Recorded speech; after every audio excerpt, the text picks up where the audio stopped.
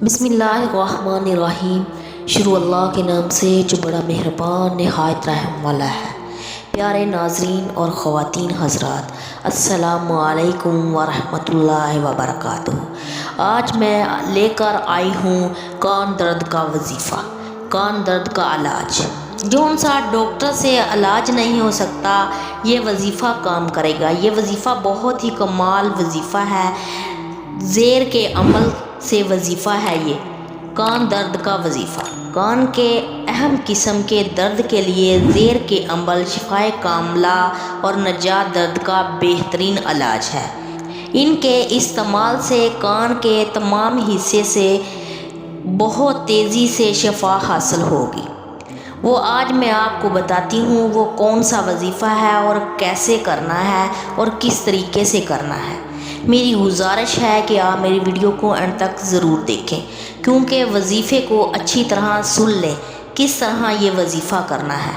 اگر کسی کے کان میں درد کی شکایت موجود ہے تو وہ باوضو حالت میں چینی کی پلیٹ میں سورہ یوسف لکھنی ہے، اور کس طرح لکھنی ہے اور کس طرح یہ سارا کچھ آپ نے کرنا ہے۔ آپ نے وظیفہ پورا سننا ہے۔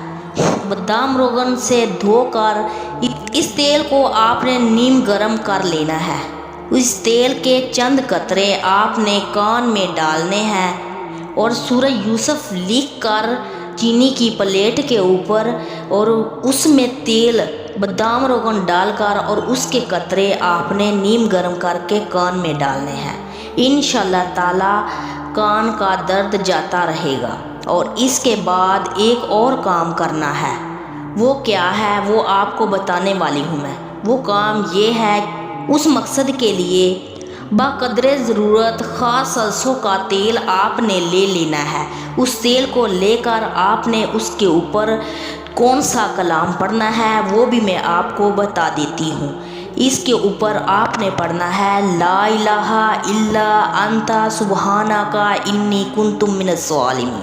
آپ نے یہ کتنی بار پڑھنا ہے؟ آپ نے یہ 101 مرتبہ پڑھنا ہے۔